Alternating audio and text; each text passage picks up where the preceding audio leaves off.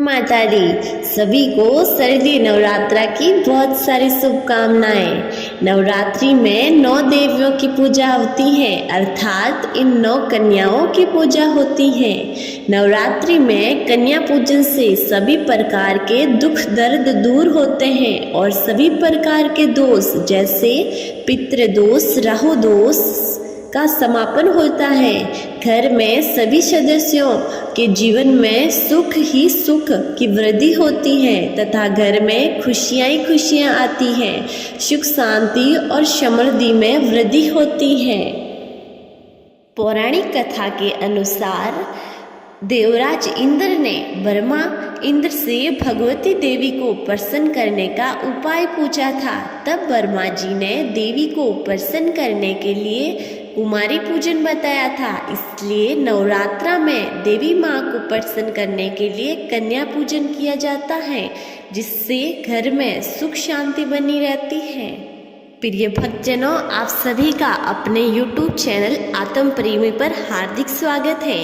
अगर आपने अभी तक हमारे चैनल को सब्सक्राइब नहीं किया है तो चैनल को सब्सक्राइब कर लीजिए, क्योंकि इस चैनल पर सभी तरह की कथाओं को आपको सुनने को मिलेगी। इस कथा पर शिव महापुराण कथाएं और देवी से संबंधित सब तरह की जानकारी आपको प्राप्त होगी। पुराणों के अनुसार हर एक कन्या में साक्षात देवी माँ दुर्गा है। ये पूर्ण विश्वास बना के रखें। कन्या पूजन के समय कन्याओं को बासी भोजन न कराएं और दक्षिणा में उपहार अवश्य दें। इनके साथ 1 या 2 लड़कों को भी गणेश या भैरव के रूप में शामिल करना और उत्तम माना जाता है।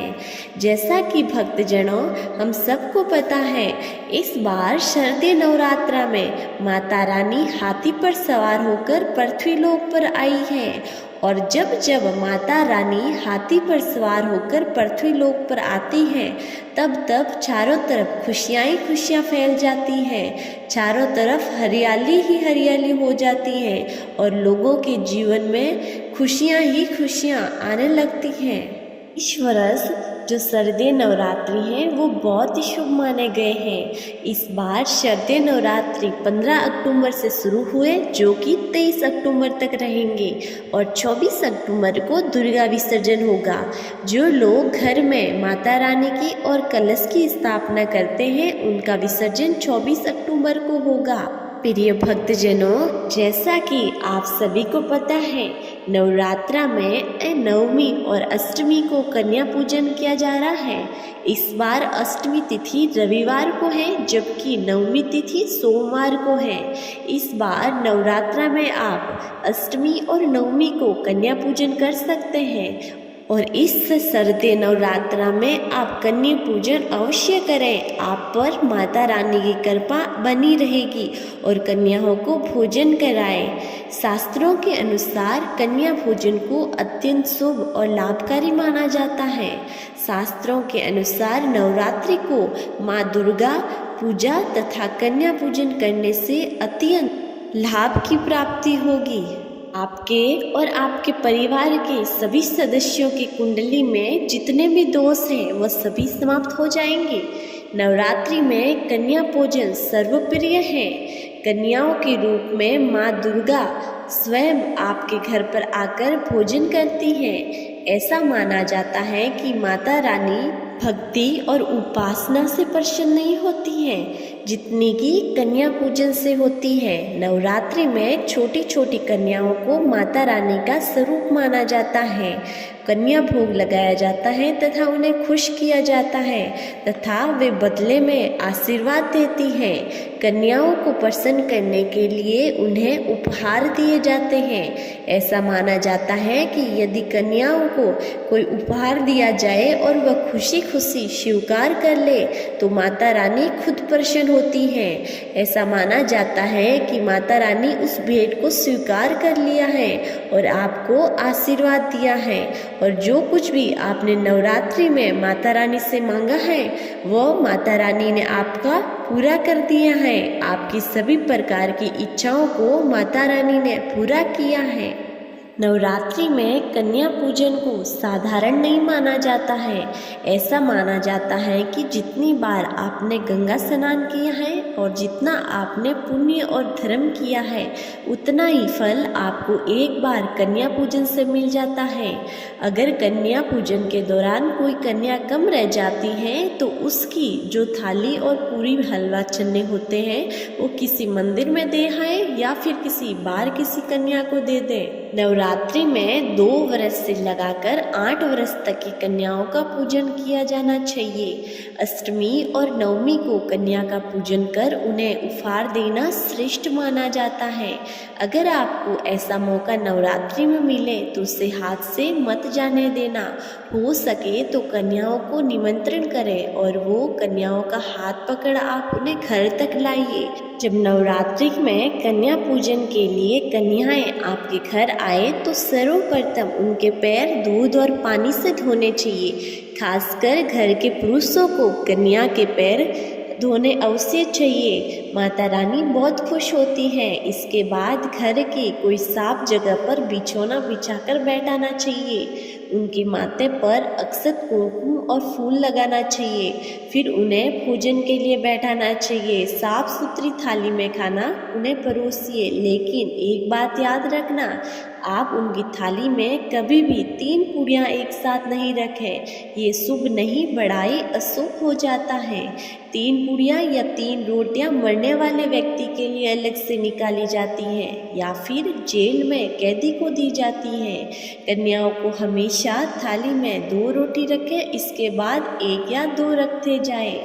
प्रिय भक्तजनों, जब कन्याओं का भोजन पूर्ण हो जाए तो उनके सर पर लाल चुंदड़ी ओढ़ानी चाहिए और कन्याओं को पूजन में उन्हें खीर पूरी तो अवश्य खिलानी चाहिए, क्योंकि ये खीर पूरी माता रानी का सबसे प्रिय भोजन होता है। लेकिन आप खाने में लहसुन और प्याज का इस्तेमाल बिल्कुल ना करें, अन्यथा अनर्थ होगा। और कन्याओं को बाजार का डब्बा बंद ऐसा कोई भी भोजन ना दें जिससे उनका व्रत खंडित हो जाए। और प्रिय भक्तजनों, ऐसी गलती तो बिल्कुल ना करें कि आप कोई बाजार से बनाया भोजन कन्या पूजन के लिए लेकर आ जाएं और उन्हें खिला दें। ऐसा अशुभ कार्य आप मत कीजिएगा, बल्कि प्रेम पूर्वक हाथ से बनाया हुआ खाना कन्या भोजन में कन्याओं को खिलाएगा, क्योंकि माता रानी आपके प्यार की भूखी हैं। आपके प्यार से बनाए हुए खाने को माता रानी बहुत पसंद करेगी।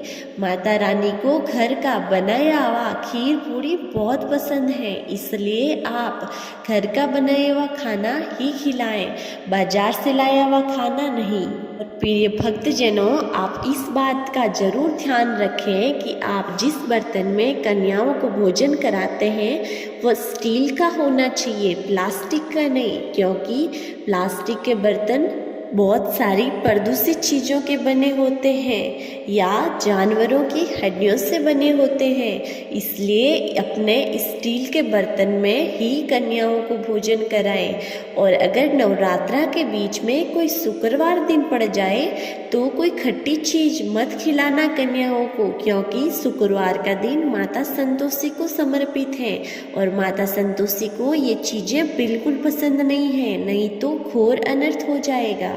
और प्रिय भक्तजनों, जब भोजन पूर्ण होने के बाद कन्याओं की थाली में लौंग जरूर रख दें, क्योंकि लौंग माता रानी को बहुत पसंद है। लौंग में माता रानी वास करती है और नवरात्रा के दिनों में लौंग को ही पूजा की थाली में रखा जाता है। आप कन्याओं की थाली में लौंग रखेंगे तो आपका भाग्य बदल जाएगा। और भक्तजनों, कन्याओं को उपहार स्वरूप में कुछ धन राशि जरूर दें, जिससे कन्याएं प्रसन्न होगी और कन्याएं प्रसन्न होगी तो माता रानी लक्ष्मी आप पर बहुत प्रसन्न होगी, जिससे आपके घर में माता रानी धन की बारिश करेगी। साथ ही कन्याएं जितनी खुश होती हैं माता रानी उतनी ही आप पर बहुत ज़्यादा खुश होती हैं। और उपहार में आप कन्याओं को सुंदर कपड़े दे सकते हैं, स्टील के बर्तन भी दे सकते हैं, लेकिन लोहे से बनी हुई किसी प्रकार की वस्तुएं आप कन्याओं को भेंट स्वरूप न दें, क्योंकि लोहे की वस्तुओं पर राहु केतु का प्रभाव होता है।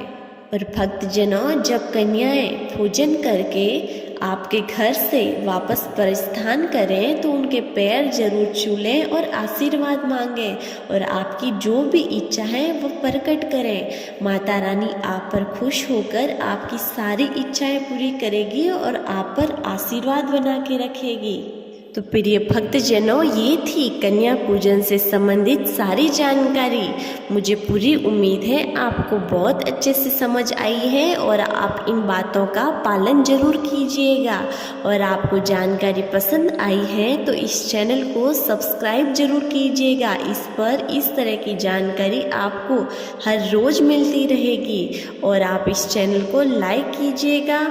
मिलते हैं अगली वीडियो में और कमेंट में लिखिएगा जय माता दी। मिलते हैं अगली वीडियो में, तब तक के लिए जय माता जी सा।